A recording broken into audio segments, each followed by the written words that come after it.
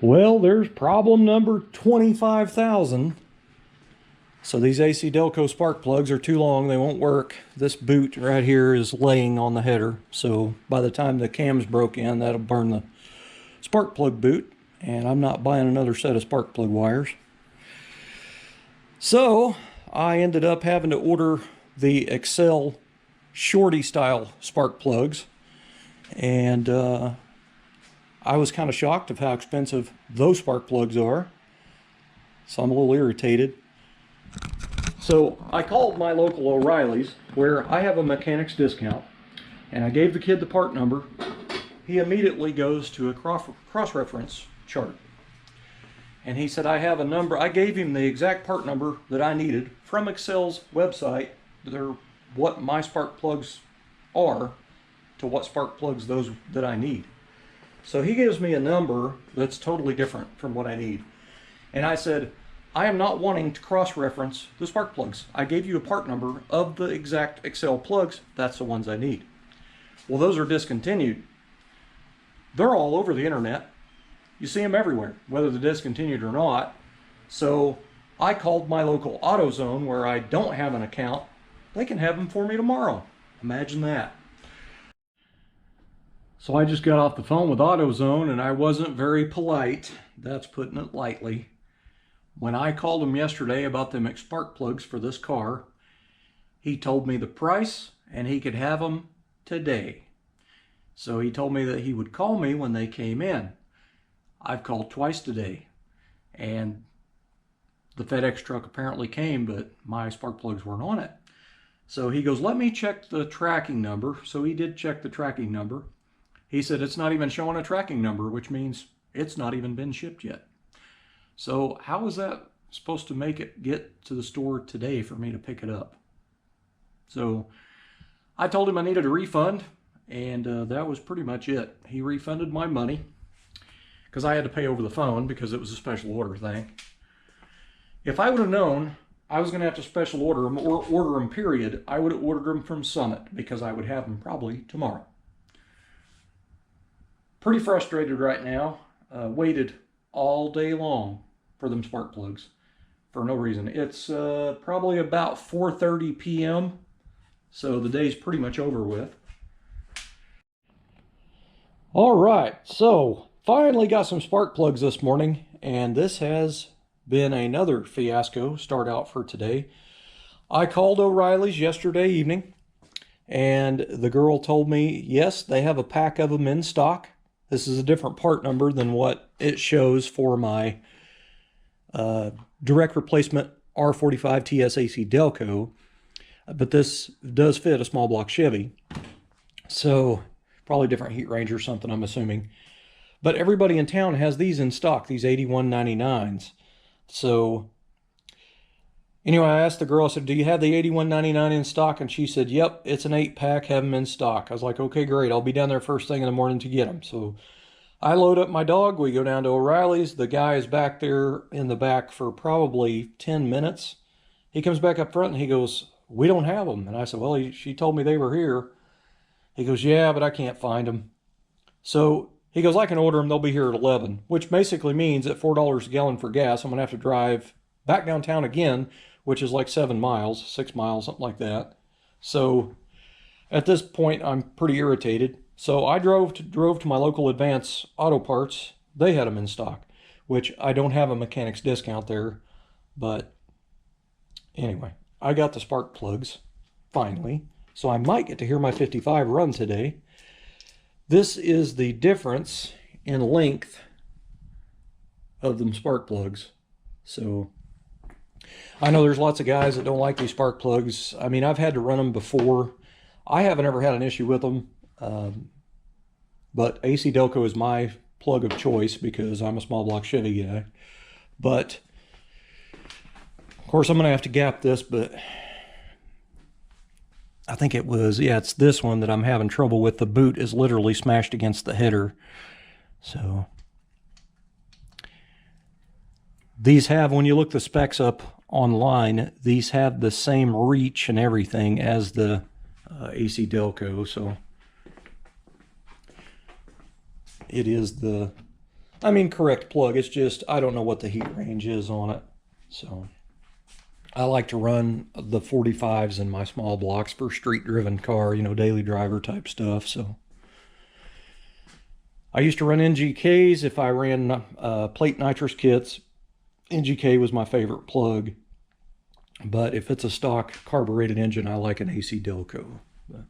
And I've run auto lights too. And I got to tell you, to me, it's a spark plug's pretty much a spark plug. But, you know, if it's a small block Chevy, I put an AC Delco in it. So I'm going to get started. I need to gap these plugs. And I need to pour my gas in the tank, pour the water in the cooler or radiator. This thing should be ready to start. So this might actually be my first Will It Run video. All right, guys.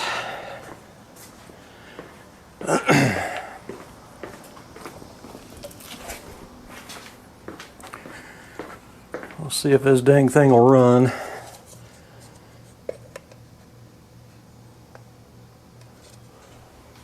Wasn't really a lot of gas there.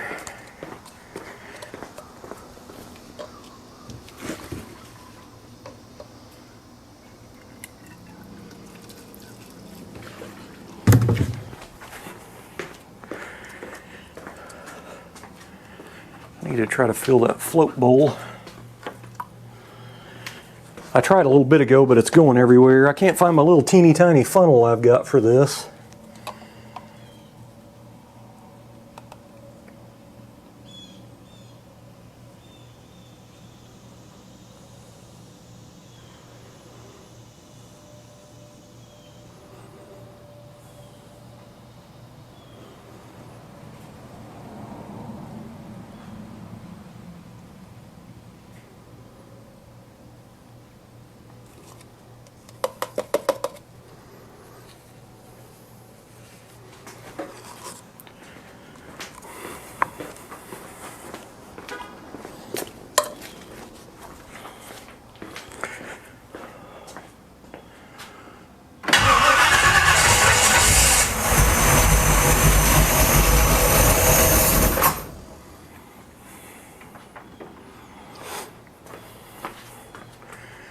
Still don't think I have enough in the carb.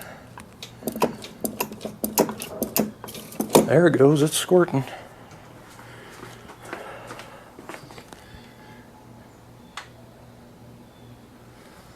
I can't tell if there's any gas through that sight glass or not.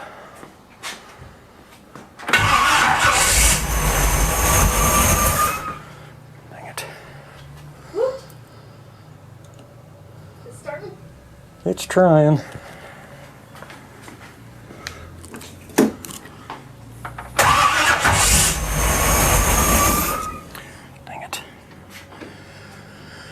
I'm gonna turn the idle up a little bit.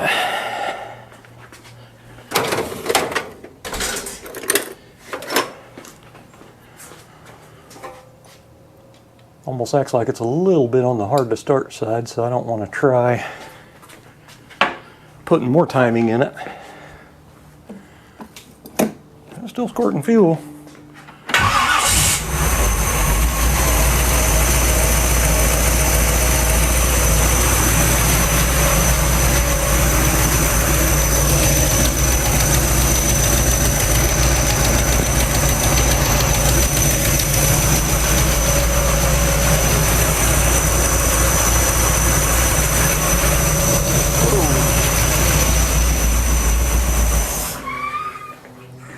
A little bit of a transmission fluid leak up here. I say a little, that looks like a lot, doesn't it? Good golly. Oh, it's the top one. Oh. Might have helped if I'd have tightened it.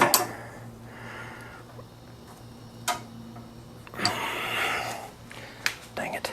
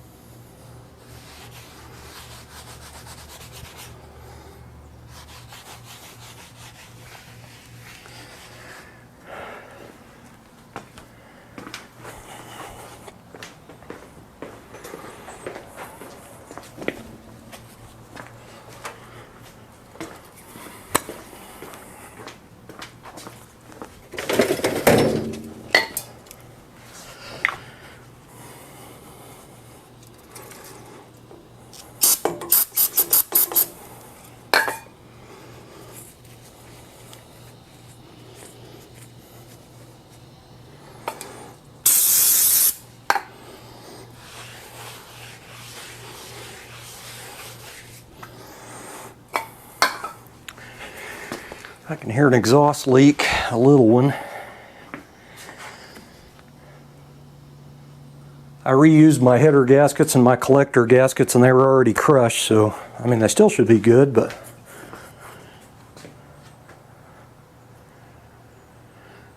who knows. Well, I need to break the cam in.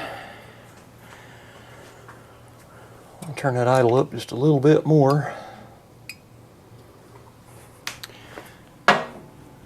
And I'm going to go eat lunch with my wife. And then I'll come back out, start it back up, and see what happens. Alright, so it has been running now for about 7 minutes. I turned the idle up on it, trying to break the cam in. I checked the water level. So what I've done, the engine, you can kind of hear it missing. I plugged the vacuum advance into full vacuum, so to try to keep the plugs cleaner while I'm breaking it in. Seems like almost every time I do that, it makes them miss a little bit. I got a slight exhaust leak over here toward the back. I kind of hear it. It sounds like it's down there. I used my old collector gaskets, so that's probably why. They were pretty squished, but I went ahead and put them back on. You see my header already turned gold again.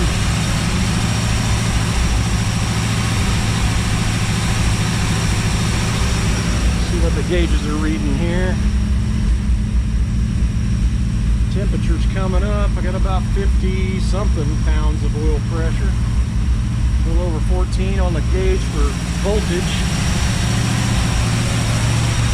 Sure we got no leaks.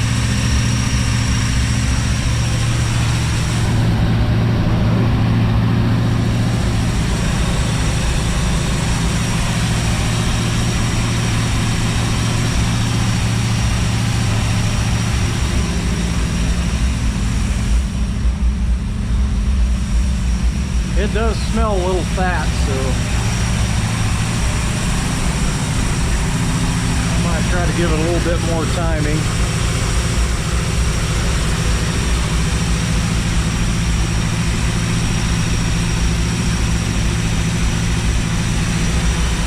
Looks like I need to turn my fuel pressure up, maybe just a little bit. That'll be fine. That'll be just fine. 6 psi.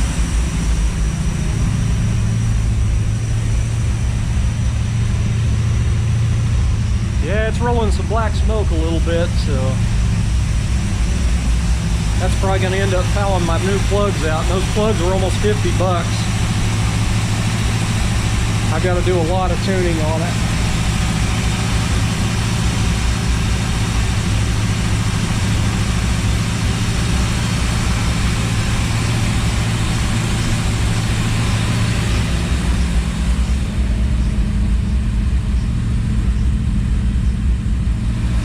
Got a 180 thermostat in it.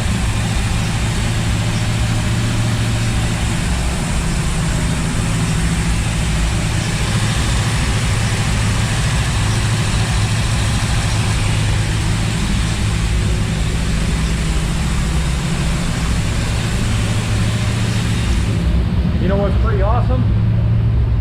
There's no knock. Amazing when you take all your high performance shit off and put on stock stuff actually works together. All right, cams broke in. Now that's the way they're supposed to sound.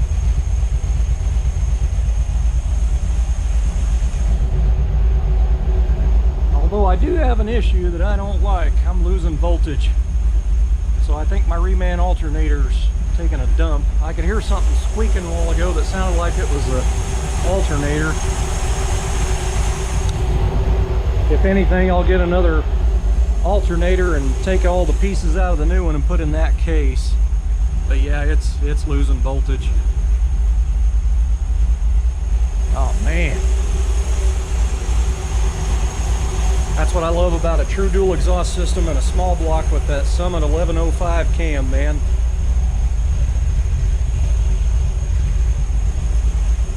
Although I need to go ahead and shut it off with low voltage because it'll foul the plugs.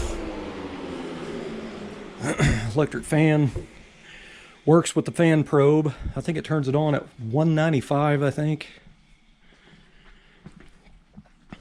I think it shuts it off at 185. I'll have to go back and look at the paperwork. It's been years since I had bought that. I think 2013 or something is when I bought that.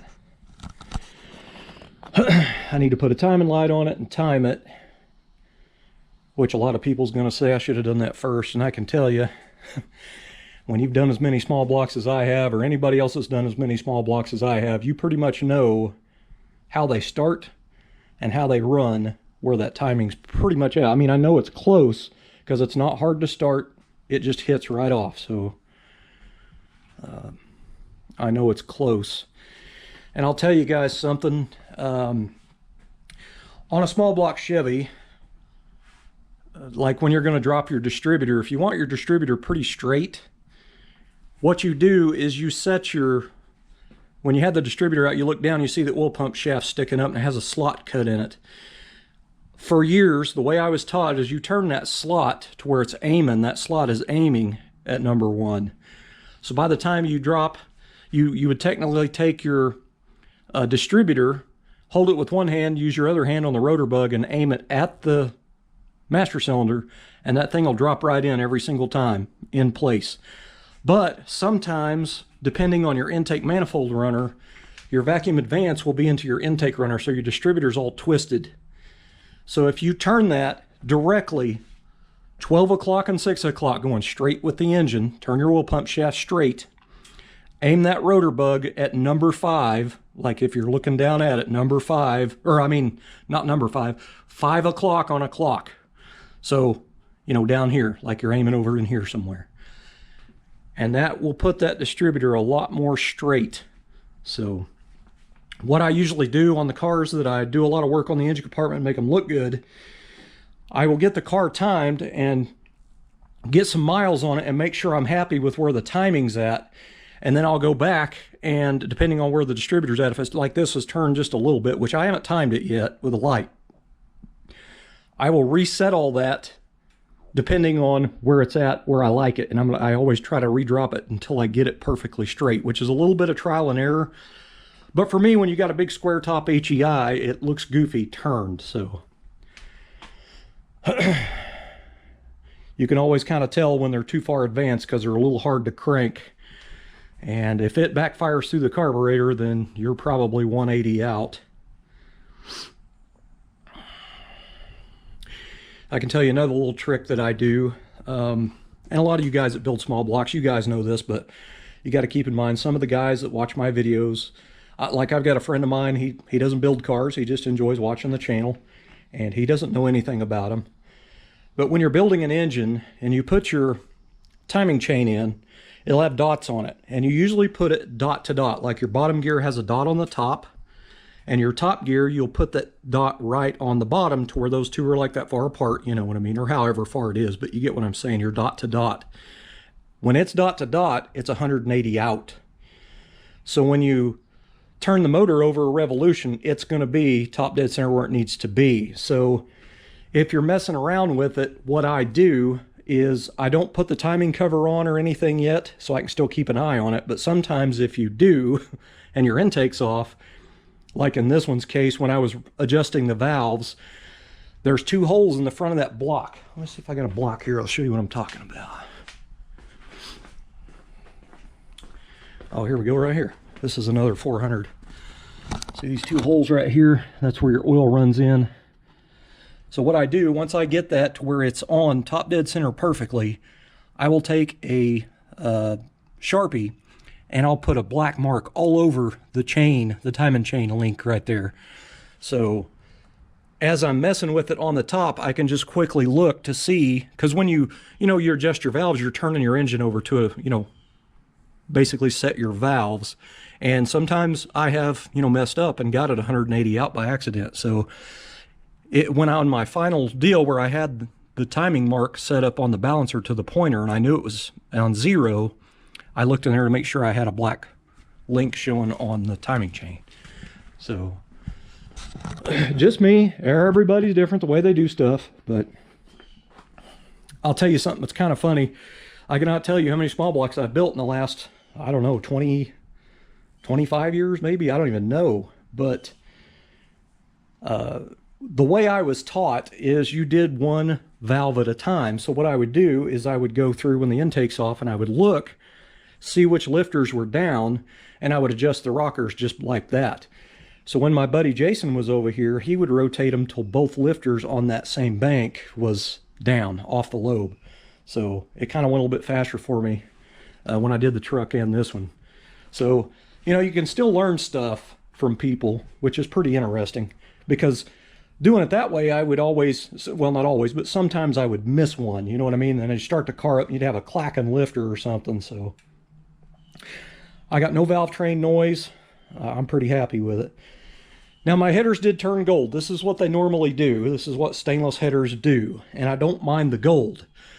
But when them headers set, they get spotty like you seen in that video the other day. They looked spotty like oxidation. So as long as I keep the car running and the headers ain't off, you know, collecting moisture, they'll pretty much stay like this. So that's why I ended up polishing them. I knew they were going to turn gold, and I don't mind that, but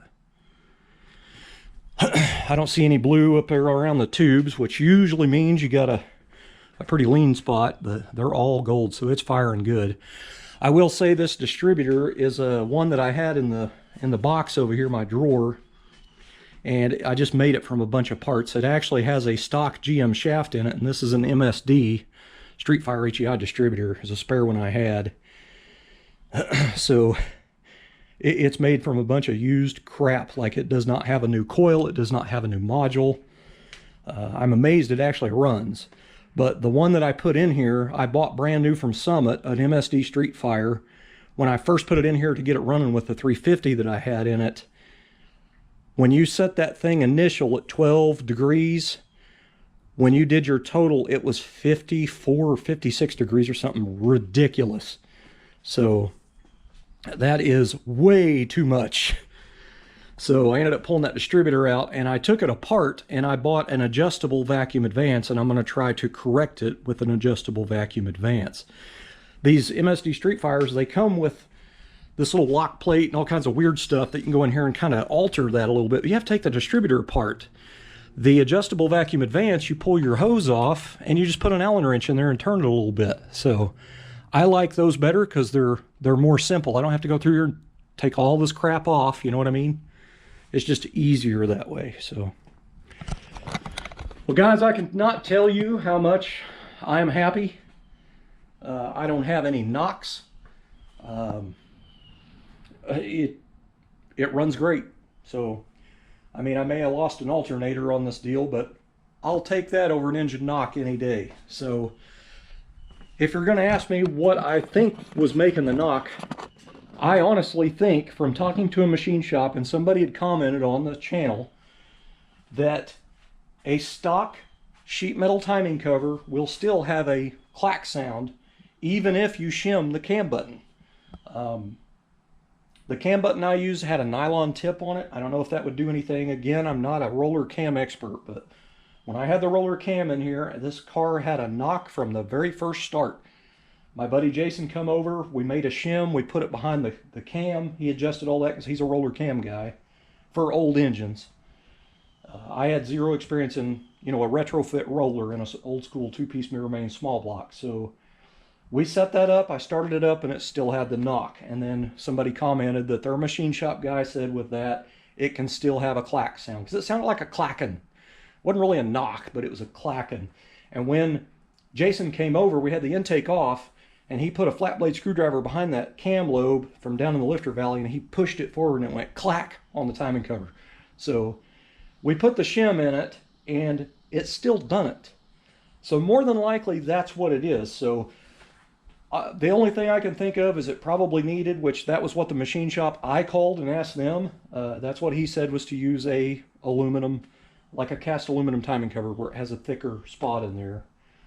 I mean, again, I don't know 100%, but all I can tell you is it doesn't knock now. So I am happy, man. And golly, it is hot in here from the heat coming off that engine.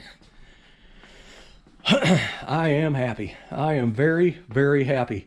I have been dreading starting this thing, just worried to death about a knock. So that's why the losing my voltage from the alternator, I'm not too worried about. I noticed something was making a whining sound intermittent a while ago, and it sounded like it was coming from this, but you know, I had the alternator apart. It was a brand new reman, and I took it apart and sanded the case and everything, and then put it back together. I, you know, drilled speed holes in it, painted it, and did all that fancy stuff. So what I'll do is I'll just swap out the guts out of the reman alternator.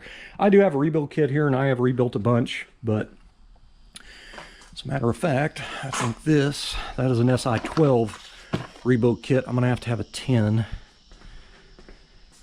which I'm not even sure if you can turn that into an SI12. You might could possibly do that. I don't know, honestly. So